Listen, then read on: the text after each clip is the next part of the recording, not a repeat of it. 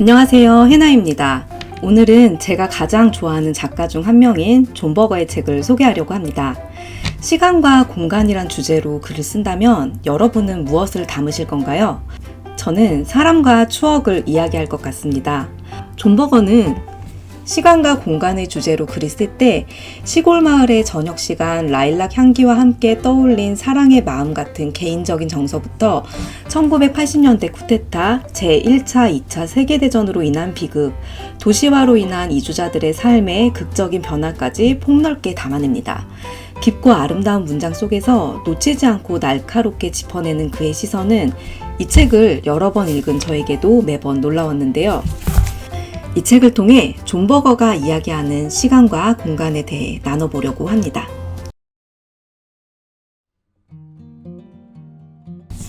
이 책은 1984년에 초판 발행된 책입니다. 한국어 버전으로는 2004년도에 열화당에서 출간되었는데요. 존 버거가 그간의 저서들에 다루었던 여러 주제들을 포괄 함축해서 보여주는 책입니다. 존 버거 소개. 존 버거는 1926년 영국에서 태어난 작가입니다. 미술평론가, 철학자, 화가, 시인, 소설가 등으로 활동했으며 예술과 인문, 사회 전반에 걸쳐 깊고 명징한 관점으로 많은 글을 남겼어요. 중년 시절 영국을 떠나 프랑스 동부의 알프스 산록에 위치한 시골 농촌 마을로 들어가서 30년이 넘는 시간을 농사를 주업으로 살아갑니다. 그곳에서 끊임없이 책을 읽고 글을 써서 바깥 세상으로 내보내는 일을 했어요. 2017년에 타계하여 이제 새로운 저서를 만나볼 수 없다는 게 너무 안타깝지만 그가 일생을 살아오며 남긴 아름다운 책들도 풍성해서 저처럼 존 버거 주의자들에게 귀중한 유산처럼 남아 사랑받고 있습니다. 책의 구성. 이 책은 시간과 공간이라는 큰 철학적 주제를 바탕으로 근대의 과학적이고 계량적인 시간관을 이야기합니다. 그리고 문명과 도시화에 의해 분리되고 소외된 인간 소외의 문제들을 다루고 있습니다. 자유로운 형식으로 존 버거의 사색을 엮어가는 중에 주제와 관련된 그의 시들이 소개됩니다. 문장이 너무나 아름답고 깊은 사색을 느낄 수 있으며 그가 제시하는 날카로운 질문과 메시지를 통해 당연하고 무심한 듯 넘어갔던 사회적 문제들에 대해 생각을 확장하고 사유해 볼 수 있는 풍부한 경험을 얻을 수 있습니다. 제가 존 버거를 읽는 이유는 사물과 사람, 문학과 역사 속에서 발견할 수 있는 의미를 깊이 있고 날카롭게 포착해내는 그의 시선 때문인데요. 세상을 향해서는 거칠고 날카로운 질문을 던지는 사람이지만 개인의 역사와 세계관을 향해서는 따뜻한 시선을 가진 아름다운 작가입니다. 그래서 저 같은 존 버거주의자들에겐 존 버거는 대체할 수 없는 우리 시대의 단 한 명의 작가가 아닐까 싶어요.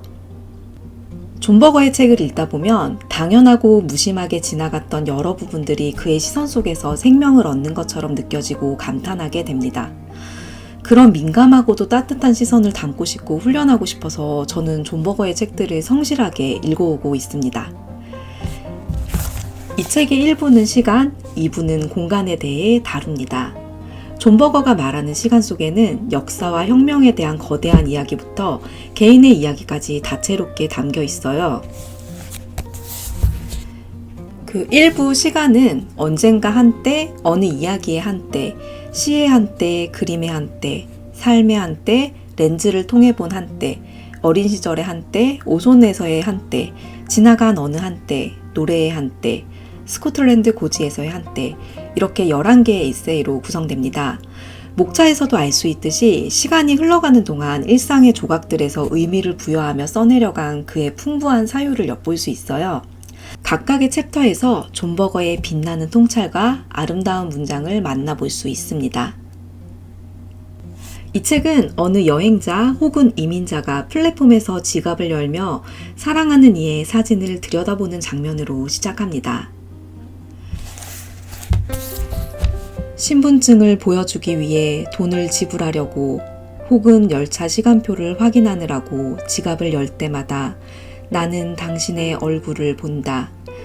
가슴속 지갑 안에 들어있는 꽃 한 송이, 우리로 하여금 산맥보다 더 오래 살게 하는 힘, 그리고 사진처럼 덧없는 우리들의 얼굴, 내 가슴. 가슴 속 지갑 안에 들어있는 사랑하는 이의 얼굴이 우리로 하여금 산맥보다 더 오래 살게 하는 힘을 가지고 있다고 하죠. 이 책의 많은 문장들을 좋아하지만 그 중에서도 손에 꼽히게 아끼는 문장입니다. 밀도를 가지는 깊은 경험은 우리의 시간을 의미 있게 보존한다. 이 책의 일부는 시간에 관한 글입니다. 존 버거가 말하는 시간에는 육체의 시간과 의식의 시간이 있어요. 육체의 시간은 물리적인 시간이고 의식의 시간은 우리가 의미를 부여하는 시간입니다. 이 후자의 시간은 시대에 따라 달리 이해되어 왔죠. 그래서 의식의 시간에 대한 이해를 제시하는 것, 과거가 미래에 대해 가지는 관계성을 제시하는 것이야말로 문명이 가진 첫 번째 과제라고 존 버거는 말합니다. 그는 어느 한순간을 깊이 경험할수록 경험은 더 많이 축적된다고 말합니다. 그런 순간이 오랫동안 기억에 남아있는 이유도 바로 그 때문이죠. 이 경우 시간이 낭비된다고 말하긴 힘들 거예요. 그래서 그는 살아있는 시간은 길이의 문제가 아니라 깊이와 밀도의 문제라고 말합니다. 너무 공감되더라고요. 그는 연력학 법칙은 시간 안에서 일어나는 일들이지만 그 괄호의 앞과 뒤에 무엇이 오는가에 대해서 아무런 설명도 하지 못했다고 말합니다. 미래를 향해 걸어가는 것은 죽음과 소멸을 향해 가는 거지만 우리는 그 과정에서 무언가를 남기죠.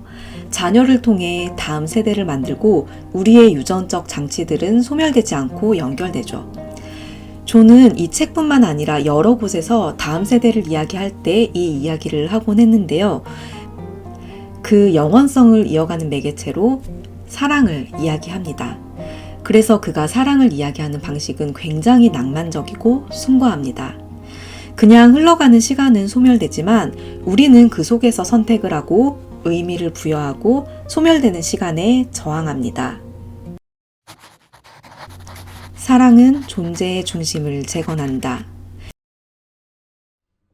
2부의 공간에 대한 이야기 중에도 사랑을 아름답게 표현한 꼭지가 있어요. 라일락 꽃에 대한 이야기인데요. 이것도 제가 참 좋아하는 꼭지입니다. 특별한 서사가 있는 부분은 아닌데 장면 묘사가 빼어난 에피소드예요. 화자의 연인은 라일락의 향기와 젖소를 키우는 외양간 냄새가 크게 다르지 않다고 말하고 화자는 그 두 가지 모두 평화와 느림의 냄새라고 이야기해요. 화자는 석양이 지는 무렵 부엌에 앉아 책을 읽고 있어요. 창턱에는 친구 집 정원에서 꺾어온 라일락 꽃이 병에 담겨 있습니다. 그리고 창밖에서 뻐꾸기 소리가 들립니다. 이 부분은 읽어드릴게요. 잠시 전 눈을 들어보니 어두워지는 빛 속의 라일락 가지가 황혼 속에 서 있는 먼 언덕의 꽃나무들처럼 보였다. 그것은 서서히 사라져 갔다. 여기 집들은 벽이 두텁다. 겨울이 춥기 때문이다. 창 곁에 면도용 거울이 하나 달려있다. 거울에 비친 라일락 가지 하나를 올려다본다. 작은 꽃에는 더 작은 꽃잎들이 달려있다. 너무 또렷하고 생생하고 또 너무 가깝게들 붙어 있어 흡사 피부에 자리한 모공들처럼 보인다. 왜 그 가지만이 실제로는 내게 더 가까이 있는 다른 가지들보다 더 또렷하게 보이는지 알 수가 없다. 이윽고 내게서 먼 쪽에 있는 거울 속의 그 가지가 저물어가는 햇빛을 가득 받고 있음을 알게 된다. 저녁이 올 때마다 당신을 향한 내 사랑은 거울 속의 저 라일락 가지처럼 자리한다.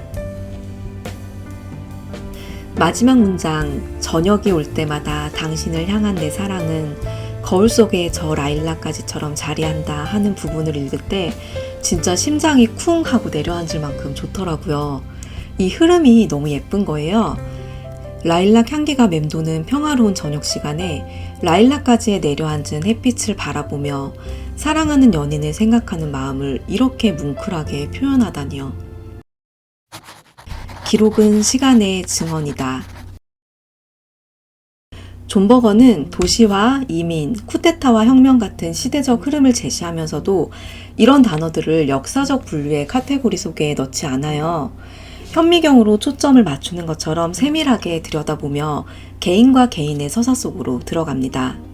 한 사람 한 사람의 세계가 가지는 고유의 시간과 의미로 마주할 때 우리는 문명과 도시화로 인한 인간 소외 같은 문제들을 그냥 덤덤하게만 볼 수 없잖아요. 존 버거의 시선을 따라가다 보면 각각의 개인의 서사가 가진 다양성에 대해 좀 더 넓은 시선으로 가까이 체감하게 됩니다. 하지만 그의 문체는 덤덤하고 날카로워서 좀 더 정신을 차리고 진지하고 엄숙하게 사회 문제들과 개인의 서사를 바라보게 되기도 하고요. 이를테면 이런 식입니다. 책 속에 한 장의 사진이 등장합니다. 그런데 책의 지면에는 사진이 인쇄되지 않고 비워져 있어요. 이렇게 실제로 책을 보면 책을 보면 이렇게 네모만 있습니다. 이거를 이 역사적 사실들을 좀 찾아보면 1980년 9월 12일에 터키 케난 에브렌 참모총장이 쿠데타를 일으키고 민간인 신분으로 대통령이 되어 그는 이후 반대파를 탄압하고 고문을 자행하는 등 군사정치를 합리화시키는 독재정치를 일삼게 됩니다. 그 일에 대해 존 버거의 시선이 담겨있는 꼭지인데요. 이 일로 적어도 5만 명이 체포되었고 많은 이들이 고문을 당하죠. 자신이 가진 사진으로 인물들이 위험에 노출될까봐 책의 지면에 사진을 인쇄하지 않고 네모만 남긴 건데요. 그는 이렇게 말합니다. 수천의 사람들이 소식도 없이 사라지고 있다. 지금까지 최소 80명이 고문으로 죽었다. 내가 바라보고 있는 이 5사람 가운데 적어도 한 사람은 이미 이 시간 고문당하고 있을 것이 틀림없다. 그 어머니에게는 세상에 둘도 없을 그의 몸은 상상도 못할 고통을 지금 당하고 있는 것이다. 그리고 이 이야기에서 장면이 바뀌며 천사석상이 등장합니다. 석상의 토대석에는 제1차 세계대전에서 희생된 45사람의 이름이 새겨져 있습니다. 그리고 토대석의 반대편에는 제2차 세계대전의 희생자들의 이름이 새겨져 있어요. 그 석상을 바라보며 존은 말합니다. 이들 중 많은 사람들은 비록 지울 수 없는 상처를 품고서라도 해방된 자기 나라의 마을을 평온한 마음으로 다시 걸어보는 미래의 어느 아침에 대한 꿈을 가지고 있었다. 이 천사 석상은 그런 아침을 상징한다. 수많은 시간들이 역사 속에 흘러가지만 더 나은 미래를 위해 싸워온 사람들의 진심과 용기는 시간 속에 의미를 가지고 기억되잖아요. 그래서 결과와 상관없이 그렇게 치열하게 나아온 시간은 기억할 의미가 있는 거라는 생각이 들었어요. 존 버거 책을 제가 참 좋아하는 이유 중 하나가 이런 역사적 흐름의 증인으로 그가 계속해서 기록해 놓은 이야기들이 빛나고 있기 때문인데요. 역사의 비극 속에 어떤 이들은 부당하게 죽임을 당하고 어떤 투쟁은 실패하고 그냥 흘러가고 무너지는 것 같아도 누군가는 기억하고 남기고 있는 거니까요. 존 버거의 공간. 집, 한 사람의 전부이자 세상. 이분은 공간에 대한 이야기입니다. 여기서 제가 깊게 공감하며 읽었던 건 이주에 대한 부분이었어요. 존 버거의 제7의 인간이란 책을 통해 이민자들의 삶의 변화에 대해 좀 더 세밀한 시선으로 접근할 수 있었는데요. 이 책을 읽으면서 이 제7의 인간이 많이 생각나더라고요. 그는 집이라는 공간의 의미를 이야기합니다.